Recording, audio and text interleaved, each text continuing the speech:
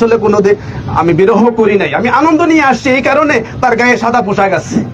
আচ্ছা, পোশাক দিয়ে তাকে আমি সাজাইয়া নিয়ে আসছি, যেমন নাকি বর সেজে আসে, কনের বাড়িতে বর সেজে আসে, আমি তাকে সাজাইয়া নিয়ে আসি জান্নাতে দেওয়ার জন্য।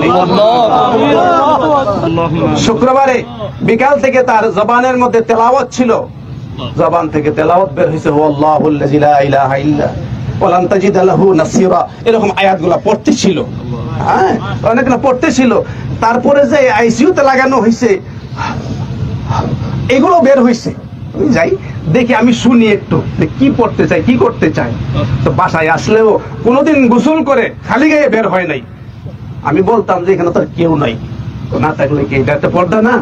তো যাক, আলহামদুলিল্লাহ, আমি আমার আল্লাহ পাক রব্বুল আলামিন কেন আমাকে এই সন্তান দিয়েছেন, এটা না দিলেও তো পারতেন। এখন নিয়ে গেছেন, অনেকে বলে যে অকালে মৃত্যু, আসলে মৃত্যুর কোনো কালই নাই। তো অকাল হবে কিভাবে বলেন তো দেখি? কারণ আজকে আমাদের চিরাচরিত নিয়মটা হইল বাবাকে কাঁধে করে সন্তান কবরে নিয়ে যাবে, আর আজকে বাবা কাঁধে করে সন্তানকে কবরে নিয়ে যায়। এটা একটা বিরহ থাকতেই পারে, মনের ভিতরে একটা আঘাত আছেই, থাকলেই হবে কি, আমি তার জন্য দোয়া করছি, 2 রাকাত নামাজও পড়ছি। আমি 2 রাকাত নামাজও পড়ছি। গত রাত্রে অনেকক্ষণ পর্যন্ত তাহাজ্জুদের নামাজ পড়ে আমি দোয়া করছি যে আল্লাহ যদি তার হায়াত থাকে দাও, আর না হইলে ইমানের সাথে আর কষ্ট না দিয়া, এই আইসিইউতে যে কষ্ট যারা গেছেন বুঝেন, আর যারা যান নাই আসলে বোঝার সুযোগ হয় না, আর যাওয়ারও দরকার নেই আমি মনে করি। আমি আসলে একদিক দিয়ে হইলো আনন্দ নিয়ে আমি চলে আসছি, আমার মধ্যে কোনো বিরহ নাই।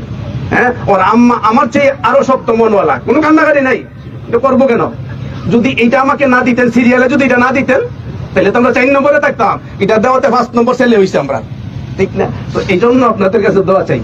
আমি হাসি মুখে কিন্তু আসলে সারাটা ঢাকা থেকে আমি পর্যন্ত আসছি। বাইতুল মুকাররমের সন্তানটা জোহরের পরে নামাজের কথা ছিল, আসরের পরে হয়েছে, হাজার হাজার ছাত্ররা এখানে কমেন্ট করতেছে যে আমরা আসরের পরে দেন, আমরা আসতেছি, আমরা সাইফুর রহমানকে আমরা অত্যন্ত ভালোবাসি, দেখা না হইলেও আমরা জানাজায় যেন শামিল হইতে পারি।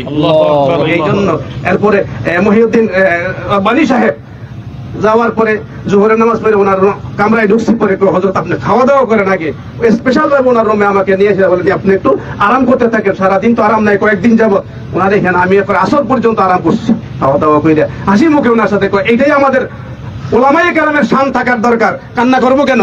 দোয়া না করবো, কিন্তু আমাদের সমাজে যেন কান্না না হয়, দোয়া করি আল্লাহ পাক রব্বুল আলামিন আমাদের গ্রামে যারা আজকে শহীদ আছে সকলকে যেন জান্নাতের আলা মাকাম দান করে।